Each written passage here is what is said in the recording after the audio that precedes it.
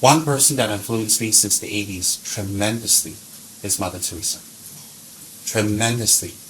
You see, what I like is that she's very confident on her faith, but she doesn't force it down onto you. And at the same time, when you meet her, you meet a person of compassion.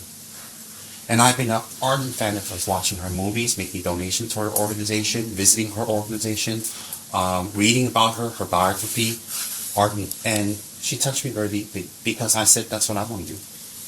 It's love in action, isn't it? It's love and compassion in action. Yes. If you just said them love, it's wonderful, and being in the state of love is great. But unless you actually go out and do something with it and use it. Would you agree, along the lines of what you're saying, if you just talk about love and live in love and love, but you do nothing, it's kind of selfish love? Kind of, right? Borderline. I have to say that I do, which isn't. Don't listen to what I say, love. I think borderline. Borderline. Yes. And there are people who, just being in that state, do help others by being in their happiness and their contentedness, are role models of how you can be. But personally, I think people become more empowered when they put their love into some form of action. Yes. And it's far more fulfilling. I 100% agree. And in the Buddhist tradition, there are two types of compassion. One is meditative compassion, and one is action compassion.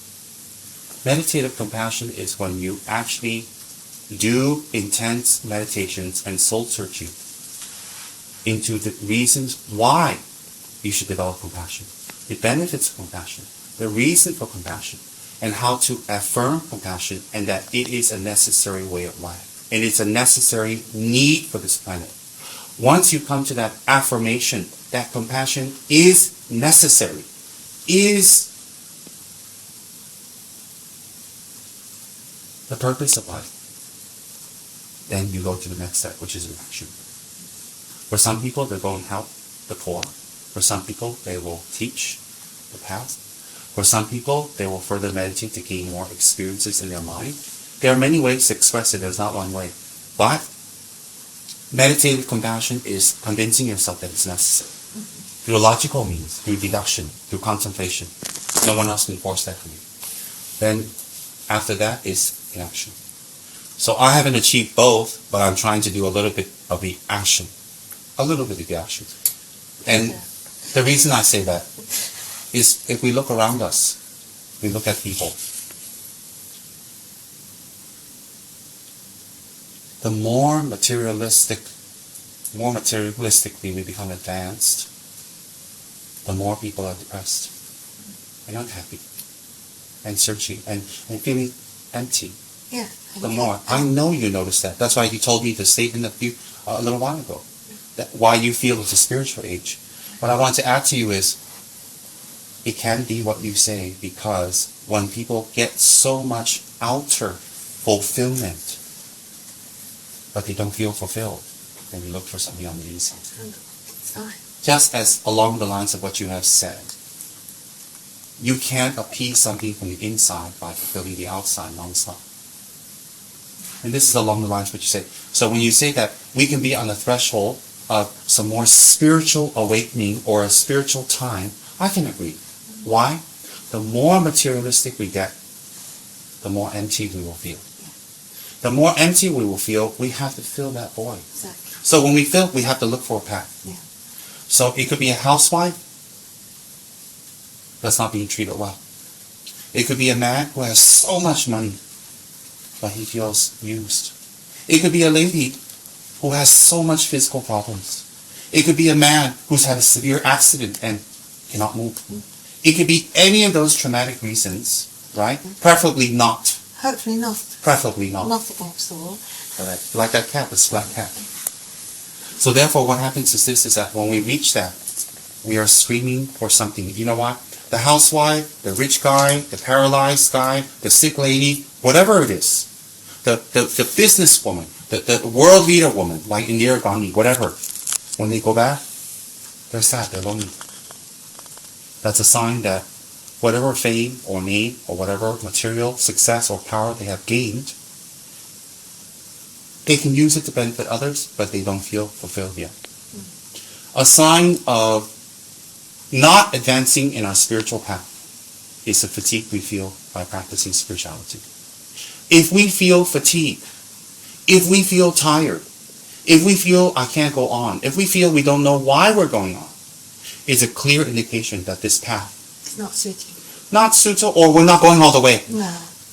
You see, some people talk spirituality, but when it inconveniences their life, they stop. So sometimes spiritual practice, whatever it is very good. Who is to say which spiritual path is right and wrong? Nobody. Do you know why? Because there are beautiful people created from all spiritual paths, labeled and unlabeled. Very beautiful people.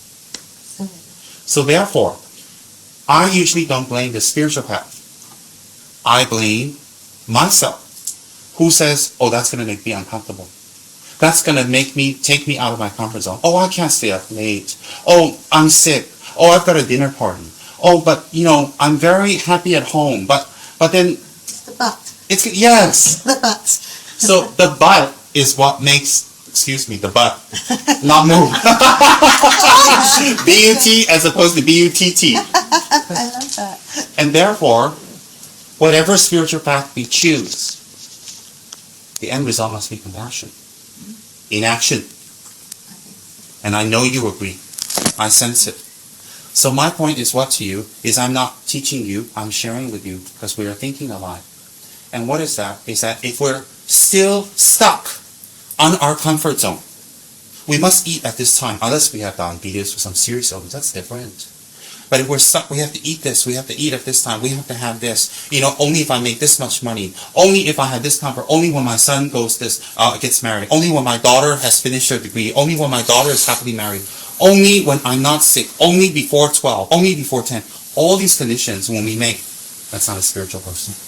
That's a person who sits in their room, deluding themselves, saying, I'm spiritual. And then after a while, the delusion will manifest how? Fatigue. True spirituality empowers you to the point where you never get tired to benefit others. Never. Example, Mother Teresa. Example, Mahatma Gandhi. Those are examples. They never get tired of helping people.